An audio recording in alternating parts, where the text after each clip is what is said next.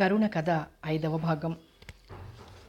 కరుణ మురికి కూపంలో ఉన్న వాళ్ళందరినీ బాగా వృద్ధిలోకి తీసుకొస్తుంది.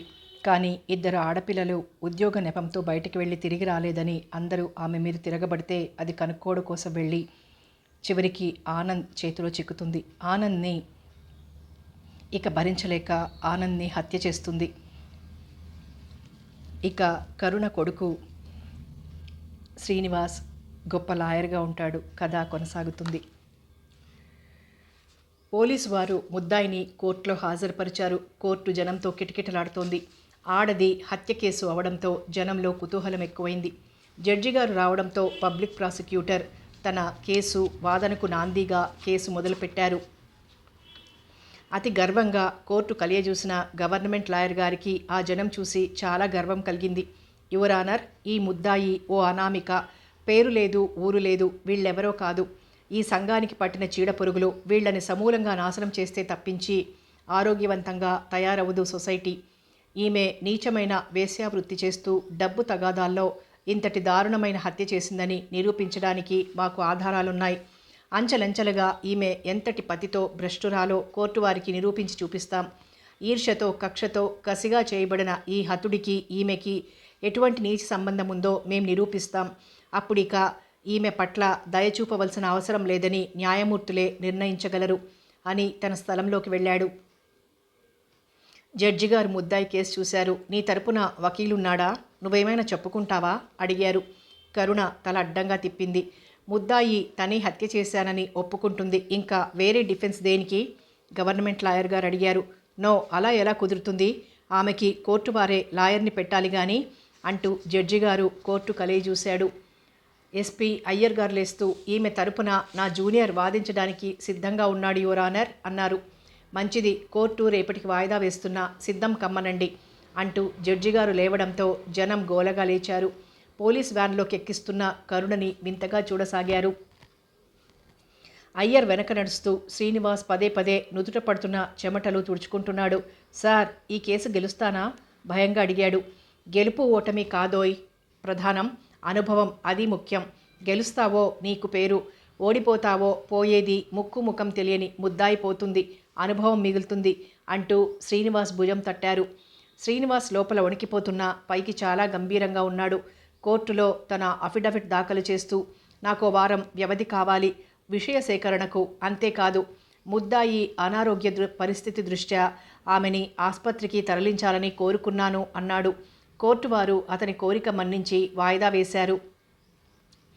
కోర్టులోంచి ఇవతలికొస్తూనే రేఖ దగ్గరికి పరిగెత్తాడు. రేఖ, ఈ కేసు గెలవకపోతే ఎంత ప్రమాదమో తెలుసా? మీ నాన్నగారికి ముఖం ఎలా చూపించను? నిన్ను చేసుకుంటానని ఏ ముఖం పెట్టుకుని అడగను అంటూ ఇబ్బంది పడిపోయాడు. రేఖ నవ్వేస్తూ, శ్రీను, ఒక్క కేసుతో డాక్టరు కాడు, లాయరు కాడు, తెలిసిందా? నీ పక్కనే నేనుంటాగా, బీ బ్రేవ్ అంటూ ధైర్యం చెప్పింది. ముందా ముద్దాయిని జైల్లో కలవాలి. కేసు ఒప్పుకొని కూర్చుంది. ఇప్పుడది నాట్ గిల్టీ ప్లీగా చేయించాలి. అంత దారుణంగా హత్య చేసిన మనిషి అంత సులభంగా మన దారికి వస్తుందంటావా? శ్రీను, ఆమెను చూస్తే నువ్వు అలా అనవు. నాకేమో చాలా మంచి మనిషిలా కనిపించింది. పాపం, ఆరోగ్యం ఏం బాగాలేదు. జాలిపడింది రేఖ. బాగుంది. మంచివాళ్ళు ఎక్కడైనా హత్యలు చేస్తారా? ఎందుకు చేయరు? శ్రీనివాస్, చేస్తారు. చేసిన పనిని బట్టి నిర్ణయించకు. చేయించిన శక్తి ఏమిటో అంచనా కట్టు. రా, వెళ్ళి చూద్దాం అని శ్రీనివాస్ని జైలు కేసు నడిచింది రేఖ. జైలు ఆసుపత్రిలో ఒక వార్డులో ఉన్న కరుణని కలుసుకునేందుకు బయలుదేరిన శ్రీనివాస్కి మనసులో అన్ని అనుమానాలే. ముద్దాయిని ఎక్కడో చూసినట్టు అనిపించలేదా రేఖ? అనిపించింది, కానీ ఎక్కడా అదే గుర్తు రావడం లేదు అంటూనే ఇద్దరు వార్డులో కడుగు పెట్టారు. ఇతను శ్రీనివాస్, మీ లాయరు, కేసు గురించి వివరాలన్నీ చెప్తారని వచ్చాడు. పరిచయం చేసింది రేఖ. మిమ్మల్ని ఎక్కడో చూసినట్టుంది అంటూ మంచం దగ్గరగా కుర్చీ లాక్కున్నాడు శ్రీనివాస్. పేలవంగా నవ్వి ఊరుకుంది కరుణ. ఆమె కళ్ళు నీటిపొర కమ్మి ఉన్నాయి. మీరు చంపినా పర్వాలేదు, దానికో బలవత్తరమైన కారణం ఉండి ఉంటుంది. ముందది చెప్పండి. అతన్ని రేఖని రెప్పవాల్చక చూస్తూ కూర్చుంది కరుణ. పెదవి కదపలేదు. చూడండి, మీరు చెప్పకపోయినా కొంచెం ఆలస్యంగానైనా నిజాలు బయటికి తీస్తాను నేను. మీరు నా దగ్గర ఏదీ దాచలేరు అంటూ లేచి రేఖ దగ్గర నిలబడి, రేఖ, ఈమె మౌనవ్రతం పట్టింది. మన పాటలు మనకి తప్పవు, పద అంటూ బయటికి నడిచాడు. మీకు నిద్ర రాలేదా? నిద్రకి మాత్ర ఇస్తాను అని చెప్పి శ్రీనుని సాగనంపింది రేఖ. శ్రీనివాస్ తిన్నగా ఇంటికి వెళ్ళాడు. సుభద్రాదేవి ఫోన్ దగ్గరే కూర్చొని ఉండడం చూసి, రాంగ్ నంబర్ కోసమా నానమ్మా పలకరించాడు. అప్పుడే క్లబ్ నుంచి లోపలికొస్తున్న రాము, ఎక్కడిదాకా వచ్చింది నీ కేసు యథాలాపంగా అడిగాడు. ఈ కేసుకి మొదలు లేదు తుది లేదు. ముద్దాయి పూర్తిగా మౌనం వహించింది. ఈ కేసు గెలవడం కష్టం అన్నాడు శ్రీనివాస్. ఎందుకొచ్చిన పాడు కేసురా, హాయిగా వదిలేయి, శుభమా అంటూ హత్య కేసెందుకు అన్నారు సుభద్రాదేవి గారు. తల్లి కేసి తీక్షణంగా చూశాడు రాము. గెలుపు ఓటమి అన్న ప్రశ్న మర్చిపో శ్రీనివాస్. ఒక స్త్రీ అంత దారుణంగా ఒక హత్య చేసిందంటే దాని వెనక ఎంతో కథ ఉండి తీరాలి. అసలు హతుడెవడు, ఈమెకి అతనికి సంబంధం ఏమిటి? వెనక్కి తవ్వుకుంటూ పోతే పునాదులు బయటపడతాయి. ముద్దాయే అన్నీ చెప్తే నువ్వింకెందుకు? శ్రీనివాస్ ఒక్క క్షణం ఆగి, అది నిజమే, వెల్ అట్నుంచి నరుక్కొస్తాను అంటూ తన గదిలోకి వెళ్ళిపోయాడు. తన గదిలోంచి హత్య జరిగిన హోటల్కి ఫోన్ చేశాడు. ముద్దాయి తరపున వకీలుగా తన స్థలం పరిశీలించాలని కోరాడు. హోటల్ మేనేజర్ సరే అనడంతో తక్షణం బయలుదేరాడు. వెనక నుంచి నానమ్మ సణుగుతోంది. ఇప్పుడు ఎందుకురా అంటూ కారు స్టార్ట్ చేస్తూ, ఇది డ్యూటీ నానమ్మ అంటూ వెళ్ళిపోయాడు. హోటల్ వారిచ్చిన తాళంతో గది తెరిచి లోపలికి ప్రవేశించాడు శ్రీనివాస్. అంతా మామూలుగా సర్దేశారు. అయినా ఏదైనా దొరక్కపోతుందా అన్న ఆదుర్దాతో చిన్న చిన్న వివరాలు చూడ్డం ప్రారంభించాడు.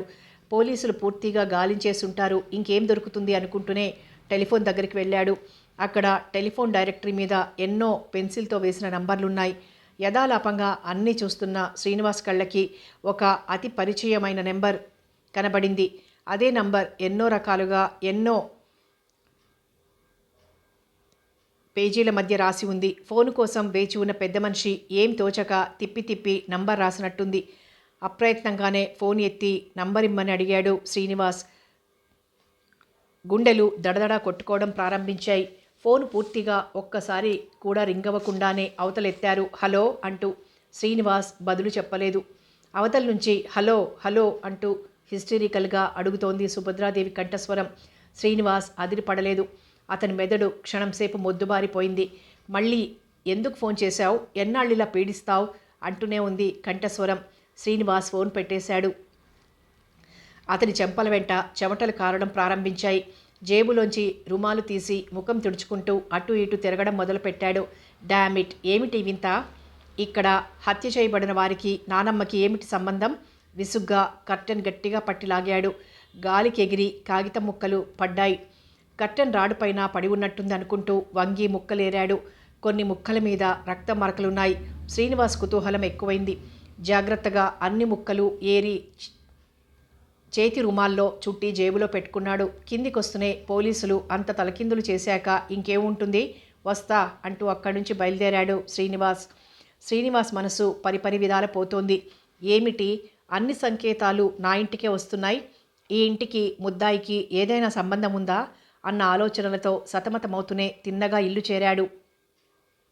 చీకటి పూర్తిగా పడని ఆ గోధూళి వేళ తన ఇల్లో చీకటి ముద్దలా కనిపించింది శ్రీనివాస్ కళ్ళకి. కారు పోర్టికోలో ఆపి ఇంట్లోకి వెళ్లకుండా వెంకన్న పాకకేసి నడిచాడు. పాక ముందు కుక్కి మంచంలో పడుకుని ఉన్నాడు వెంకన్న.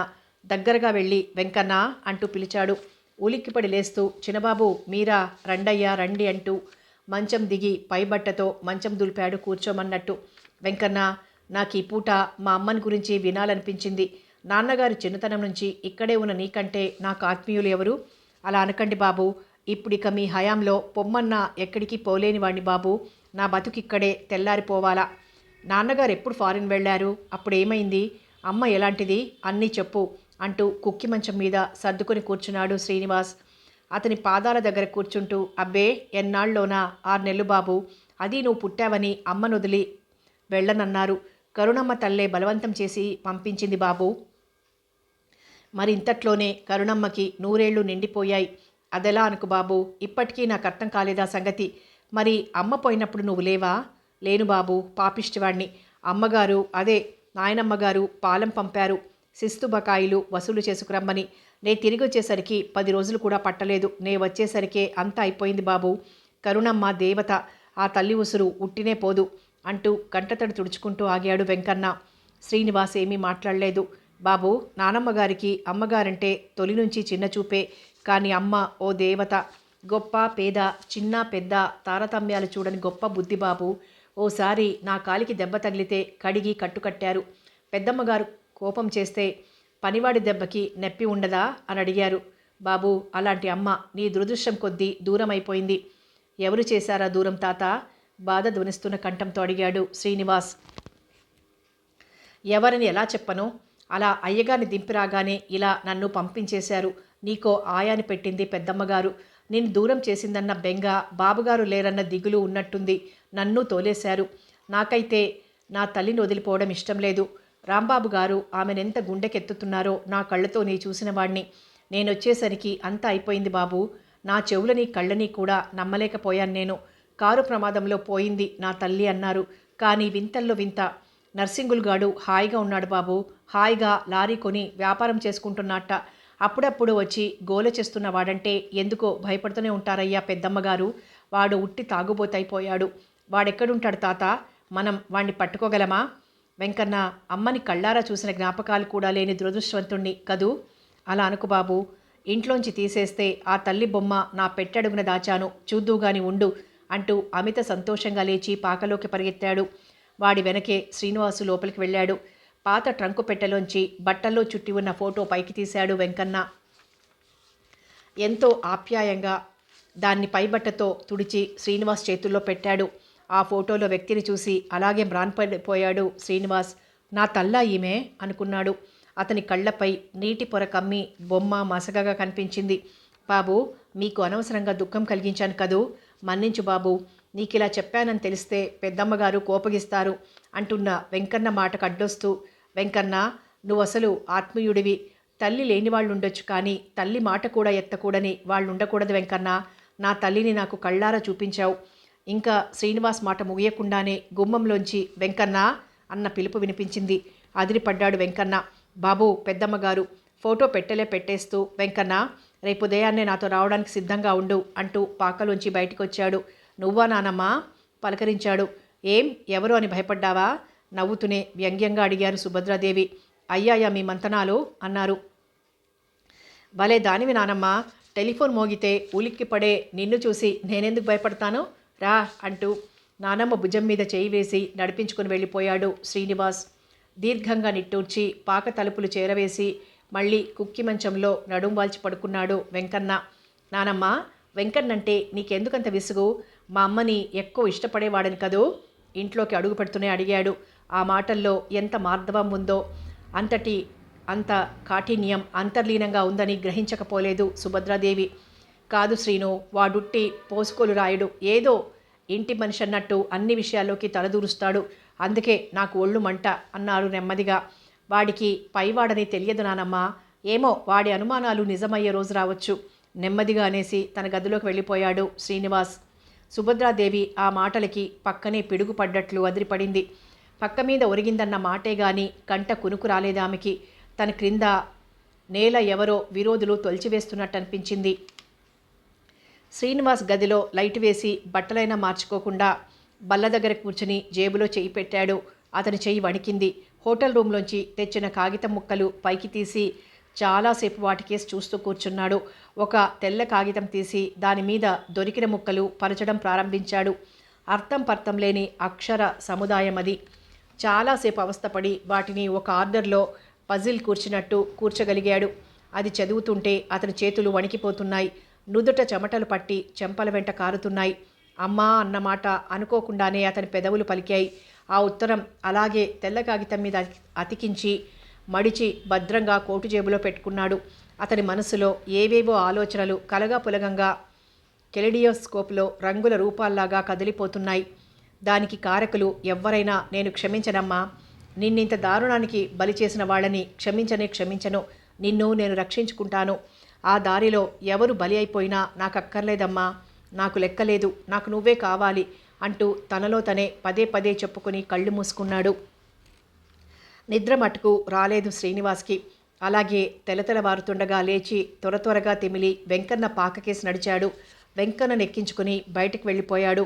తన ముద్దుల మనవడు ఒక్క మాటైనా చెప్పకుండా వెళ్ళిపోవడంతో ఉసూరు మంది సుభద్రాదేవి గారి మనస్సు.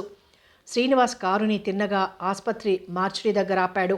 నువ్వు ఇక్కడే ఉండు, నేను ఇప్పుడే వస్తానంటూ మెడికల్ ఆఫీసర్ గదికి నడిచాడు శ్రీనివాస్. మర్డర్ కేసులో ముద్దాయి తరపున వకీలుని నేను.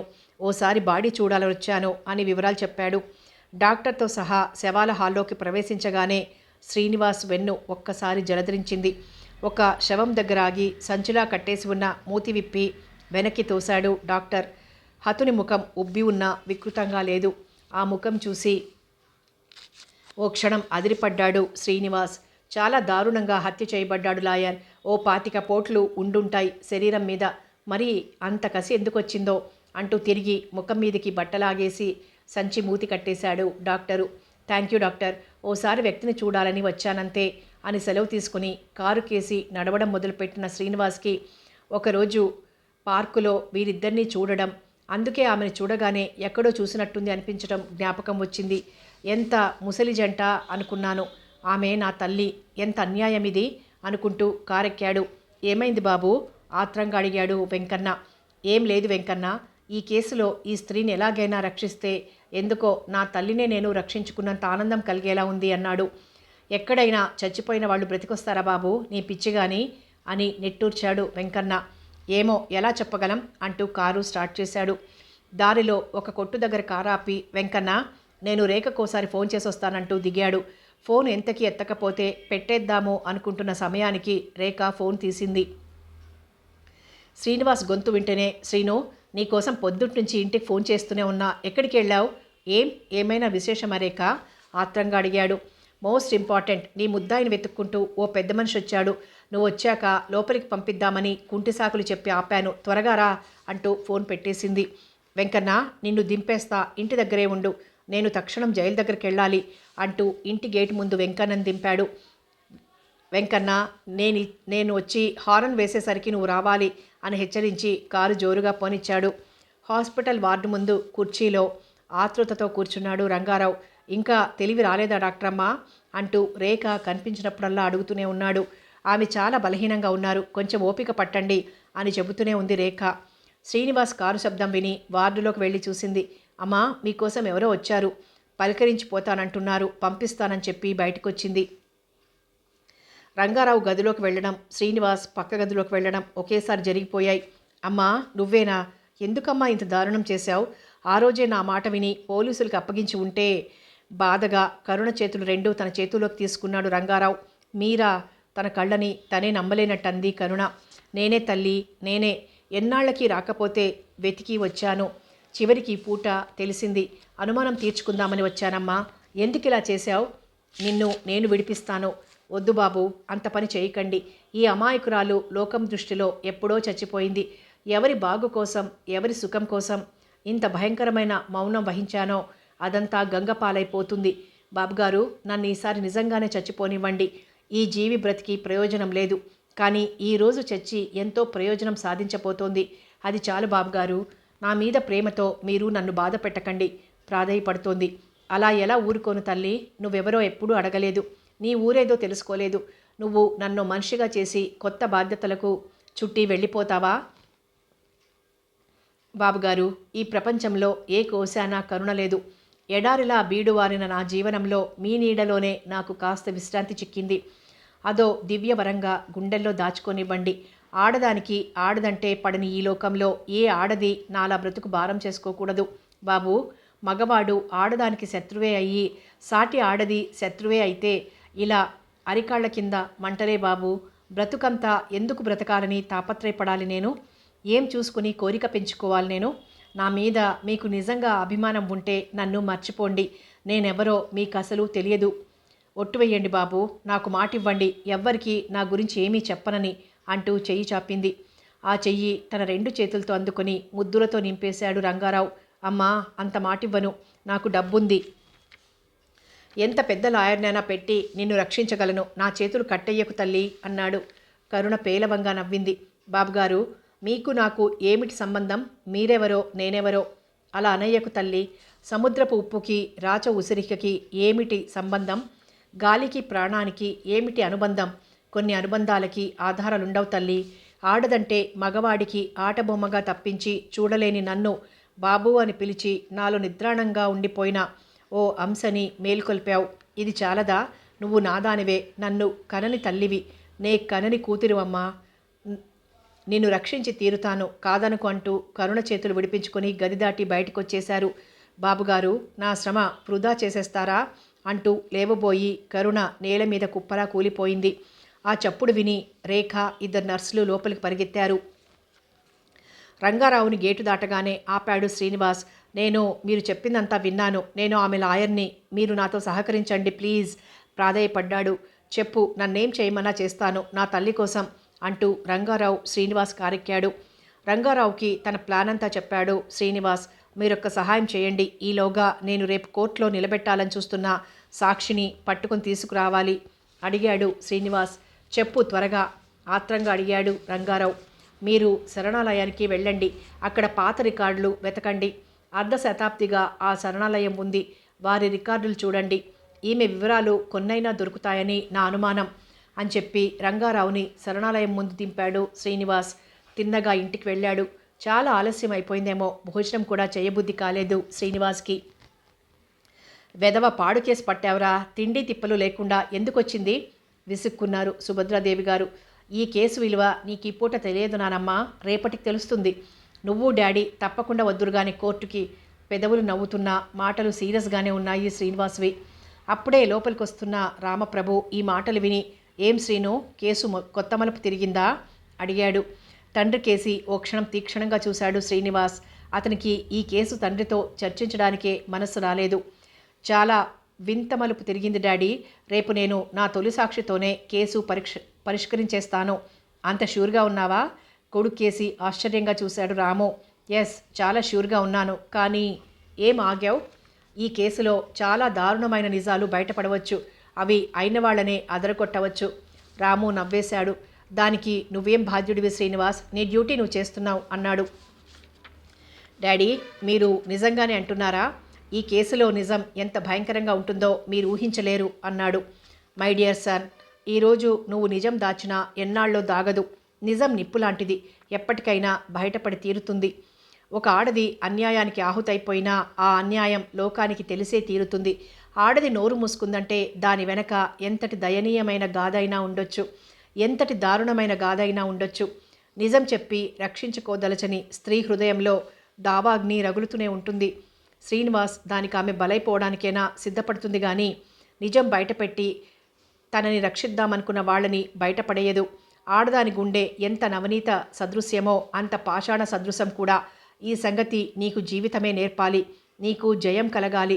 ఒక స్త్రీని అన్యాయంగా ఉరికంబానికి బలి కాకుండా రక్షించిన ఘనత నీకు దక్కాలి. అదే నే కోరేది. రాము చాలా గంభీరంగా అన్నాడు. Thank you daddy. మీరు నానమ్మ రేపు కోర్టుకు రావాలి. నా తొలి సాక్షిని చూడాలి. వస్తారు కదూ? తప్పకుండా. నువ్వు వాదిస్తుంటే చూడాలనేగా మీ నానమ్మ కోరిక. నవ్వుతూ తన గదిలోకి వెళ్ళాడు. భోజనం చేయకుండానే వెంకన్నం తీసుకుని బయలుదేరాడు శ్రీనివాస్. చాలా చోట్ల తిరిగాక కానీ నర్సింగులు దొరకలేదు. తిరిగి శవంలా లారీ కింద పడుకుని నిద్రపోతున్నాడు వాడు.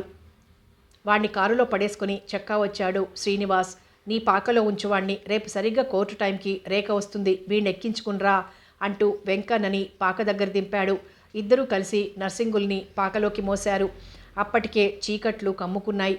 అలసిన శరీరం మంచం మీద పడిన శ్రీనివాస్కి ముద్దాయి కళ్ళల్లో మెదులుతోంది. తలుచుకున్న కొద్దీ జరిగిపోయిన దారుణం మరీ భయంకరంగా తోస్తోంది.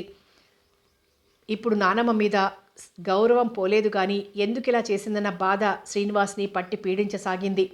తెలతెలవారుతుండగా నిద్రకి ఒరిగాడు. కోర్టు జనంతో కిటకిటలాడుతోంది. హతుడైన వాడిని గురించిన ఊహాగానాలతో పాటు హత్య చేసిన ముద్దాయిని గురించి రకరకాలుగా చెప్పుకుంటున్నారు. జడ్జి గారి రాకతో కొంచెం గోలా సద్దుమణిగింది. పీపీ గారు తమ సాక్ష్యం ముగించి చాలా గట్టిగా ఉరికంబానికి ఎక్కించి తీరవలసిన ఈ నీచురాలిపై దయచూపడం దండగా అని సూచించేశాడు. జడ్జి గారు శ్రీనివాస్ని తన డిఫెన్స్ ప్రారంభించమన్నారు. శ్రీనివాస్ కాలర్ సర్దుకొని లేచి నిలబడ్డాడు. కోర్టు కలియజూశాడు.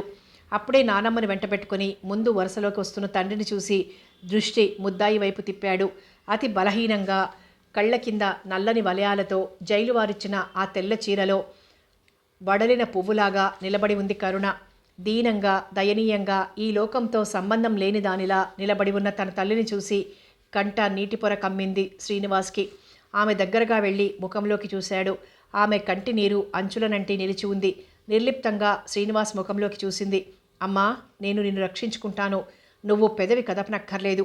నీ ఈ స్థితికి కారకులే నిజం ఒప్పుకుంటారమ్మా నెమ్మదిగా అంటూనే కోర్టు కేసి తిరిగి, మైలార్డ్, ముద్దాయి ఒప్పుకున్నంత మాత్రాన నేరం చేసినట్టు కాదని, ఈ దారుణ హత్య వెనక ఎంతటి దయనీయమైన గాథ, ఎంతటి దారుణమైన పరిస్థితి దాగి ఉందో నిరూపిస్తాను. అనాది నుంచి ఈ సంఘం ఆడదాన్ని అణిచివేస్తూనే ఉంది. తల్లి తోడు ఉండి భర్త సంసారం ఉండి బ్రతికి ఉండి ఈమె ఓ అనామకురాలిగా కాలం వెళ్ళబుచ్చవలసి వచ్చిందంటే దానికి కారకులు ఒకరు కాదు, ఇద్దరు కాదు, ఈ పాడు సంఘం. అంతా విని నిరూపిస్తాను. పడి ఉంటే అణిచివేస్తారు, నోరుంటే నొక్కివేస్తారు, వ్యక్తిత్వం ఉంటే దాని వెన్ను విరిగేదాకా ఊరుకోరు. ఇంకేం చేస్తుంది ఆడది? కనీసం ఆడదాని సానుభూతేనే ఉంటుందా అంటే అది మృగ్యం. ఆడదానికి శత్రువు ఆడదే. సాటి ఆడదాన్ని ఆదరించలేదు, గౌరవించలేదు, చేయూతనివ్వలేదు, ఎవరైనా ఇస్తే సహించలేదు. ఇంకెలా బాగుపడుతుంది జాతి? ఆడదే సాటి ఆడదానికి సహాయ సహకారాలు అందిస్తే ఈనాడి నారీలోకం ఇంత అధోగతి పాలయ్యేది కాదు అన్న నగ్న సత్యానికి ప్రతిరూపం ఈ తల్లి అంటూ గంభీరంగా అంటున్న శ్రీనివాస్ని వింతగా చూస్తోంది నానమ్మ. యువర్ ఆనర్, నా తొలి సాక్షిని ప్రవేశపెట్టడానికి అనుమతివ్వండి. నా తొలి సాక్షి నర్సింగులు అన్నాడు. ఇద్దరు జవాన్ల మధ్య నర్సింగులు బోనుకేసి నడిచాడు. వద్దు వద్దు ఆపండి అంటూ బోనులో కుప్ప కూలిపోయింది కరుణ. అదే క్షణంలో ముద్దాయి ముఖం చూసిన సుభద్రాదేవి కుర్చీలో ఒరిగిపోయింది. కోర్టులో కలకలం రేగింది. కోర్టు పని ఆగింది. రేఖ అంబులెన్స్ని కోర్టు వెనక్కి రప్పించింది. అంతా ఒకటే హడావిడి. కరుణ, నా కరుణ అంటూ లేవబోయిన రాము చెయ్యి తల్లి పిడికిట బిగిసి ఉంది.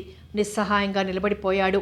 అంబులెన్స్ కదలబోతుంటే, తల్లి కరుణ, నువ్వెవరో కాదమ్మా, నా బిడ్డవే, నా పూర్ణ కూతురువి తల్లి అంటూ పిచ్చిగా ఏడుస్తూ రంగారావు అంబులెన్స్ వెనుక పరిగెత్తడం ప్రారంభించాడు. ఎవడో పిచ్చివాడు అనుకున్నారు కోర్టు కాంపౌండ్ నిండా ఉన్న జనం. రాము తల్లిని ఇల్లు చేర్చాడే గాని మనసంతా కరుణని మోసుకుపోతున్న ఆ అంబులెన్స్లోనే ఉంది. ఏమైంది డాక్టర్? తల్లిని పరీక్ష చేసిన డాక్టర్ని అడిగాడు రాము. ఆమెకి పక్షవాతం వచ్చేసింది రాము. కాలు చెయ్యి స్వాధీనం తప్పాయి, మాట కూడా పడిపోయింది. నెమ్మదిగా కోలుకోవచ్చు, చెప్పలేం అన్నాడు డాక్టర్. రాము నిర్ఘాంతపోయి నిలబడిపోయాడు. ఏ సుఖం కోరి ఇంత దారుణాన్ని కొడిగట్టావమ్మా అని అడగాలని ఆత్రపడింది అతని హృదయం. కానీ తన ప్రశ్నకు సమాధానం రాదని గుండెల్లో దాచుకుని ఊరుకున్నాడు. జైలు ఆసుపత్రిలో చావుతో పోరాడుతోంది కరుణ. ఆమె కళ్ళు చూస్తున్న దృష్టి ప్రత్యేకించి దేని మీద లేదు. రేఖ, బ్రతికించు రేఖ, మా అమ్మని చనిపోనివ్వకు. దాదాపుగా ఏడుస్తూ అడుగుతున్న శ్రీనివాస్ని బయటికి నడిపించి తలుపులు చేరవేసింది రేఖ. మీ ఫాదర్ని అర్జెంటుగా రమ్మను అని చెప్పింది. కారేసుకుని తండ్రి కోసం పరిగెత్తాడు శ్రీనివాస్. డాడీ గట్టిగా అరుస్తూ హాల్లో అడుగుపెట్టాడు. శ్రీను, ఎలా ఉంది కరుణ? మీకు తెలుసా? ఇప్పుడే తెలిసింది శ్రీనివాస్. నన్నెంత దారుణంగా నమ్మించింది. తను లేనని. రా శ్రీనివాస్, నన్ను ఆమె దగ్గరికి తీసుకెళ్ళు. క్షణాల మీద ఉంది ఆమె జీవన జ్యోతి. రండి. తల్లి లేనివాణ్ణి చేసి నన్నందరూ ఉండి అనాథగా చేసిన మీ పాపం కడిగేసుకోండి అంటూ కారు కేసి నడిచాడు. కారు తోలుతూనే జేబులోంచి భద్రంగా దాచి ఉంచిన అతికిన ఉత్తరం తండ్రి చేతుల్లో పెడుతూ, చదవండి నాన్న. ఈ ఉత్తరం కోసం ఇది మీ చేతుల్లో పడితే మీరు తలెత్తుకుని ఊరేగే అంతస్తు, హోదా అన్నీ మన్ను కరుస్తాయని దారుణంగా హత్య చేసింది నా తల్లి. చస్తూ కూడా తనని బ్రతికుండగానే చంపిన మిమ్మల్ని రక్షించింది డాడీ. అమ్మ ఆడది కాదు, దేవత. మీరే రాక్షసులు ఏడ్చేశాడు శ్రీనివాస్. ఒక్క మాట కూడా బదులు పలకలేదు రాము. అతని గుండెలు మూగగా కొట్టుకుంటున్నాయి. కారు ఆసుపత్రిలో ఆగగానే పరుగున వచ్చింది రేఖ. రండంకుల్, మీరు ముందు లోపలికి వెళ్ళండి అంటూ తీసుకెళ్ళింది. రాము లోపలికి అడుగుపెట్టాడు. గది తలుపులు చేరవేసింది రేఖ. ఈ లోకపు టంచులు దాటడానికి తాపత్రయపడుతున్న కరుణ ఎవ్వరినీ గుర్తించే స్థితిలో లేదు. కరుణ అంటూ అచేతనంగా పడి ఉన్న ఆమెను లేవనెత్తి తన గుండెల కదుముకున్నాడు రాము. కరుణ, నన్నెందుకింత అన్యాయం చేశావు? ఆప్యాయంగా ఆమె తల నిమురుతూ అడిగాడు. కరుణ, ఈ సంఘంలో తొలి నుంచి నీకు అన్యాయమే జరిగింది. ఎంతో ప్రేమించిన నీకు చివరికి నేను కూడా అన్యాయమే చేశాను. కరుణ, నన్ను క్షమించు. ఈ గుండె ఇన్నాళ్ళు రాయి అనుకుని బ్రతికేశాను. కానీ నువ్వున్నావని తెలిసాక ఈ గుండె పగిలిపోయింది. కరుణ, నువ్వు లేక ఇంకీ బ్రతుకు ఈడవలేను. నాతో ఒక్క మాట మాట్లాడవా? రాము మాటలు వినే స్థితి కరుణ ఎప్పుడో దాటేసింది. అతని భుజం మీదున్న ఆమె తల ఎప్పుడో వాలిపోయింది. కరుణ. రేఖ తలుపు తీసింది. బాబు, కూతురండి తల్లి, నన్ను చూడనివ్వండి అరుస్తున్నాడు రంగారావు. రేఖ లోపలికొస్తూనే అంకుల్ అంటూ అతని కౌగిల్ నుంచి కరుణను వదిలించి మంచం మీద పడుకోబెట్టింది. తెరిచి ఉన్న విశాలమైన కళ్ళు ఎంతో ఆప్యాయంగా మునివేళ్లతో మూసింది. అదిరిపడ్డాడు రాము. రేఖ, ఏమైంది భయంగా అడిగాడు. ఆమె కష్టాలు ముగిశాయి అంకుల్, ఇంకా చేయవలసిన పని చూడండి అంటూ నిండా దుప్పటి కప్పేసింది. రేఖ, ఏమిటి, ఏం జరిగింది? శ్రీను, ఎంతో కాలం ఆమె ఒళ్ళు బిగబట్టి బ్రతికింది. ఇంకెంతకాలం ఈ బ్రతుకుని హాయిగా కళ్ళు మూసింది. అందుకు మనం సంతోషించాలే గాని ఇప్పుడు ఏడవడం ఎందుకు? భుజం మీద చేయి వేసింది. ఆమె చేతిలో ముఖం దాచుకుని భోరున చంటి పిల్లాడిలా ఏడ్చాడు శ్రీనివాస్. రాము లేచి కొడుకు దగ్గరికి వస్తూ, రా శ్రీనివాస్, మనం చేయవలసింది చాలా ఉంది. డాడీ, మీ పేరు నిలపడానికి నా తల్లి చచ్చిపోయింది డాడీ. లేదు శ్రీనివాస్, సాటి ఆడదాని మీద సానుభూతి కోసం ప్రాణం విడిచింది కరుణ. నా కరుణ నా కరుణ నా తల్లి పరువు నిలపడం కోసం బలి అయిపోయిందయ్యా, రా. సమాప్తం. కరుణ కథ సమాప్తం. మరో మంచి నవలతో మళ్ళీ కలుద్దాం.